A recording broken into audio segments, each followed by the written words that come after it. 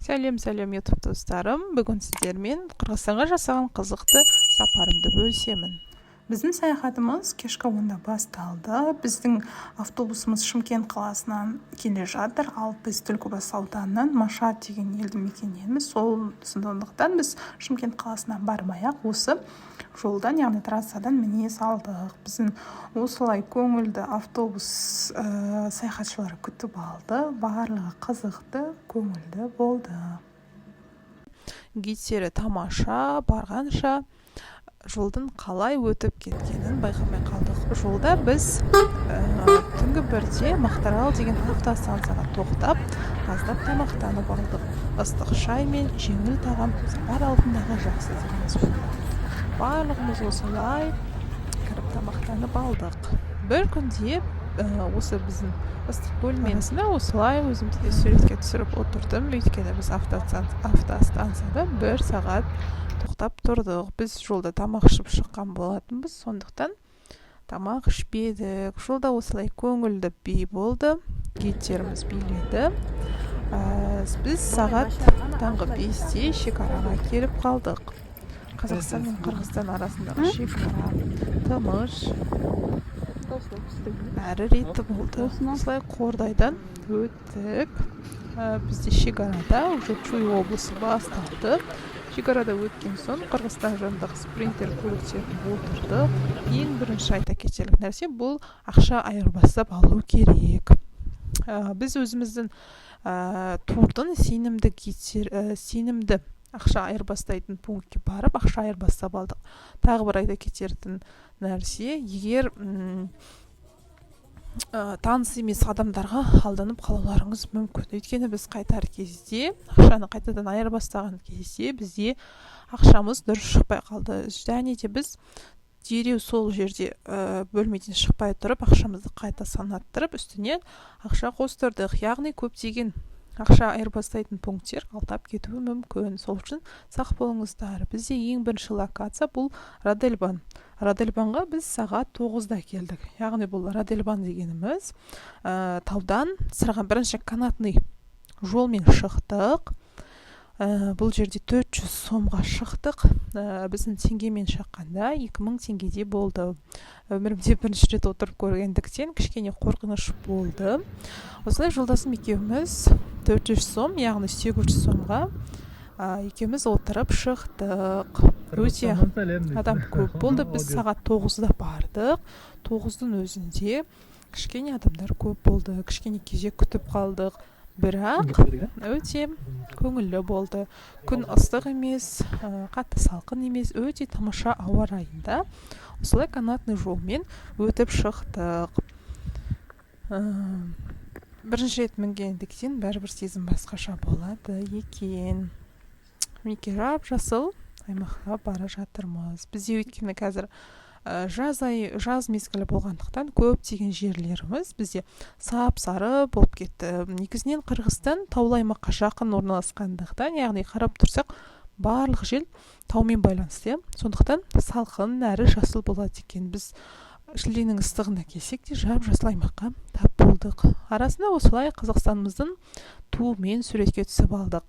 Мінекей осы турдағы барлық адамымыз бірге шығып біткенін күтіп тұрмыз. Мінекей осындай көрініс. Ал біз осы жерде Радельбаннан сырғанақпен түсеміз. Бұл жерде де кішкене қорқыныш болды. Мен өзі негізі адреналинді жақсы көрмейтін адаммын. Сондықтан білмеймін, кішкене қорқып түстік. Мінекей барлығымыз кезекпен осылай сары сырғанағымызды алып, шана дейді ғой енді, шанамызды алып, осылай сырғанақпен түсіп шықтық. Кезек өте көп, және бұл сағат әлі сағат таңғы 9 еді. Енді таң атып жатқан кез ғой негізі. Осылай сырғанақпен түстік. Өте керемет адреналин алдық. Күшті болды. Барлықтарыңызға баруға кеңес беремін. Әрбір сәтті сезініп көруге тұрады екен. Осылай торымызбен газды басып керемет түсіп шықтық. 5 минуттай түстік ау.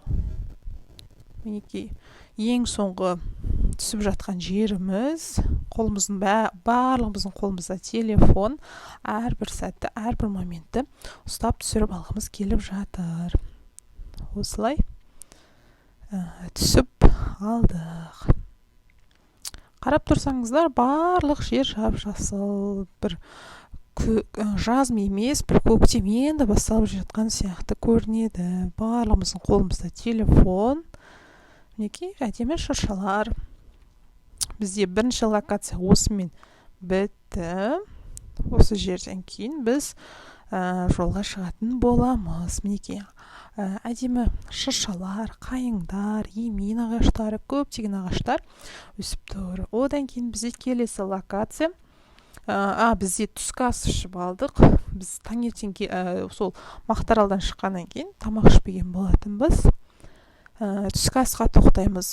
Түскі асқа бара жатқан жерде, бұл жерде Қырғызстанның табиғаты ерекше әдемі көрінеді екен. Бұл жерде, мысалға, көкпен белгіленген жер, бұл Қырғызстанның теміржолшыларына 30 жыл болған екен. Соның құрметіне осындай керемет белгі қойылған екен. Мінекей, то есть ыстық көлге бара жатқан кезде өте әдемі тауларды көрдік. Бізде таулар бар, бірақ таулар бір жақын емес. Өзімізге қатты ұнады. Сағат 1-де жол бойында түскі ас іштік. Жергілікті дәмханадан ыстық тамақ алып демалып алдық. Жол шаршатса да, тағам көңілді қайта көтеріп жіберді. Кезек өте көп. 2 адамға біз 6,000-7,000 теңге шамасында тамақ ішіп қайттық. Бұл бізбен есептегенде орташа есеппен жақсы баға. Тамақтардың барлығы дәмді болды. Мен өзіме чай алдым, чебуреки және де пюремен гарниріне бір соусаға салдым. Жолдасым өзіне плов алды. Барлығы дәмді болды. Ал енді қызықтар салды. Біз ыстықкөлге шомылуға бара жатырмыз. Ал жолда уже жаңбыр басталып жатыр. Бізде спринтерде жүргізуші айтқан болатын. Негізі таудың жанында орналасқан ғой, енді Қырғызстан. Соның жанында орналасқандықтан болт келсе болды, тез жаңбыр жауып кетеді деп. Бірақ бақытымызға орай ыстықкөлге келгенде жаңбырдың барлығы жоқ болып кетті. Күн салқын, бірақ түсуге болады. Сағат 2-де ыстықкөлге жеттік. Көлдің көрінісі өте тамаша. Ашық көк су, самалы жел, айналадағы биік таулар бәрін ұмыттырып жібереді екен. Сағат 5-ге дейін шомылып, серуендеп жүрдік. Балалар да, ересектер де көлдің суына түсіп жақсы тынығып алды. Біз жолдасым екеуміз келер кезде парашютпен секіргіміз келген, бірақ кішкене қорқыныш болды, секірмедік. Осылай өзімді де түсіріп алайын, түсіріп көрсетейін. Күн салқын болды, мен үстімде киімнен ақпай қалуға болады. Біз таудың жанында болғандықтан енді ол қалыпты жағдай деп ойлаймын. Бірақ енді сонша жерден келгендіктен суға түсуіміз керек болды. Осылай адамдар көп емес. Бәлкім күн суық болғандықтан да көп болмаған шығар. Осылай әдемі видпен көлге түсіп жатыр. Бізде көптеген нелер болды. Түсетін, бірақ біз оны ешқайсына мінбедік. Квадроцикл болды, банан болды. Тек сол яхтаға міндік. Адамдар көп емес, тамақ ішетін жерлерде аз екен. Бұл көл деген тап-таза, тұп-тұнық, өте әдемі екен. Ыстықкөл бізге қатты ұнады.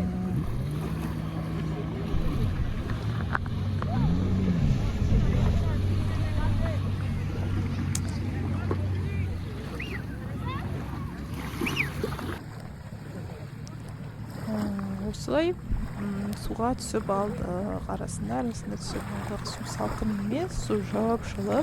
Негізі осы ыстықкөл жайлы қызықты мәлімет айтып кетейін. Негізі ыстықкөл дегеніміз бұл көбісі ойлайды екен ыстық, яғни ыстық су шығар деп. Негізі ыстықкөл олай емес. Ыстықкөл дегеніміз бұл қысын қаққан аязында да беті қатпайды екен. Жап-жылы болып тұрады екен. Сондықтан ыстықкөл деп аталып кеткен дейді. Қызықты мәлімет екен.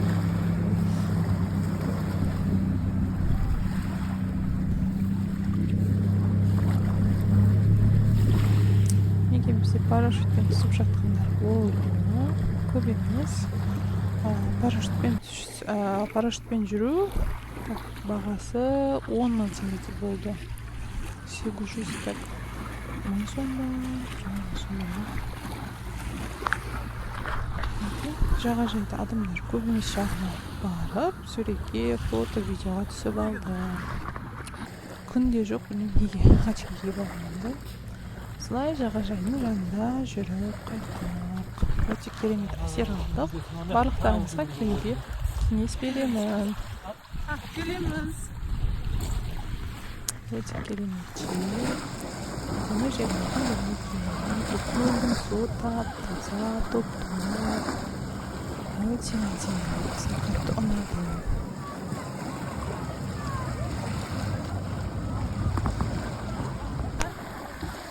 Осылай өзіміз арасында суға түсіп алдық. Суға түскеннен кейін су деген ұшып судан шыққымыз келмей қалды, бірақ күн салқын болғасын тезірек шомылып киімімізді ауыстырып алдық. Көп адамдар негізі суға түсіп жатқан жоқ. Біз енді сонша жерден келгеннен кейін, қанша жолды жолға тастап келгеннен кейін суға түсуді жөн көрдік. Неге бұл жерде пароход өте үлкен екен. Біз пароходқа емес, яхтаға міндік. Тур бойынша біз яхтаға міну керекпіз. Сондықтан яхтаға міндік. Міне бұл жағажайдан шыққаннан кейін яхтаға барар жол. Сағат көлде жүріп суға түсіп алған соң барлығымыз жиналып сағат 4-те яхтаға міндік. Бізде бірінші адамдар түсіп алғанын күтіп өзіміз міндік. Осылай барлығымыз киімдерімізбен, жүктерімізбен яхтаға міндік. Адамдардың барлығы өте көңілді. Күн салқын болса да көңіліміз өте көңілді. Көңіліміз жаздай жадырап жайнап тұрмыз. Мінекей яхта жүріп барады жатыр. Өте керемет сезім. Енді біз теңізде көлде барып көрмегендіктен өте күшті болды. Көлдің ортасында тұрып табиғатты тамашалау барлығымызға ұнады. Арасында кішкене билеп алдық. Үлкендер жағы суға түсті. Осындай қызықты саяхат болды. Неге? Өте керемет болды. Бұл жерде музыка қосылып тұр. Барлығымыз билеп жатырмыз. Бізде турдың екінші бөлігі, екінші жартысы, екінші яхтамен шықты. Суға түсіп бастады. Су өте жылы. Яхтадан кейін біз барлығымыз жиналып суретке түстік. Арасында неше түрлі фотосессия болды. Суретке түсіп алдық барлығымыз. Өте көңілді болды.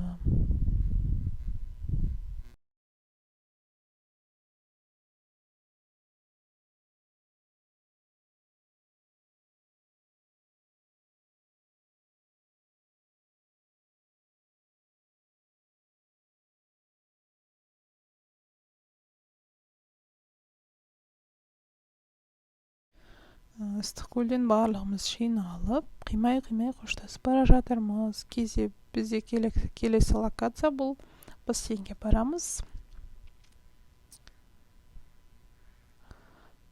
Өте әдемі. Осылай бассейнге кіріп келдік. Бұл жақта да барлығы жап-жасыл. Өте керемет.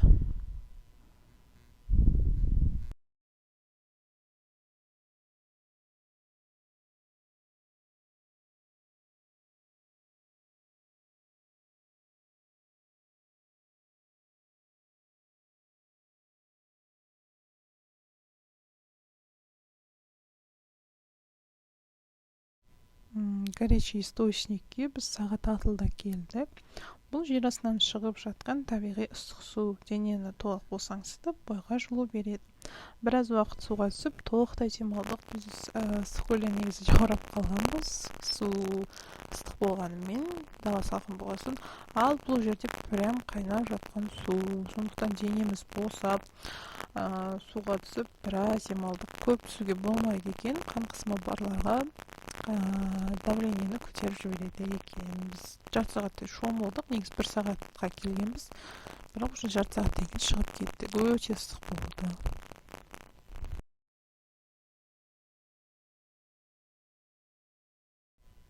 Ал бағасына келер болсақ 200 сом, ал бізде бұл баға турдың ішіне кіргендіктен біз төлемедік. Бізде уже сағат 8-де горячий источниктен жолға шығып кеттік. Жолда кешкі ас ішіп алдық. Өте әдемі, тамақтардың барлығы біздің елдегі тамақтарға өте ұқсайды. Тамақтардың бағалары біз өзімізге қуырдақ және лағман алдық. Бұл жерде апамның қаттамасы деген кафе екен. Қаттама деп аталғандықтан енді қаттамасын жеп кетпеу мүмкін емес. Әдемі қолдың қаймағымен қаттамасын жеп алдық. Өте дәмді, барлығы әдемі екен. Осылай тапчандап орналасқан жолдың бойында. Неке қарасаңыздар, осылай маркетинг па, білмеймін енді, өте әдемі ұйымдастырылған. Мінеке осындай самоварларды қойып қойған, яғни ыстық самовармен шай ішсін деген ниетпен. Тамақтары, сулары барлығы біздің елдегі бағаға ұқсайды. Ешқандай қымбат та емес, ешқандай арзан да емес. Біз уже тамақ ішіп болып жолға шығып кеттік. Яғни біздің сапарымыз нағыз демалыс пен шытырманға толы, оқиғаға толы күн болды. Радельбан, ыстық көл, яхта, ыстық бұлақ бәрі ерекше әсер қалдырды. Осы видеом сізге ұнаса, лайк басып, пікір қалдыруды ұмытпаңыздар. Келесі видеоларда жаңа бағыттармен қайта кездескенше сау болыңыздар. Ал біз уже үйге аман-есен жетіп алдық.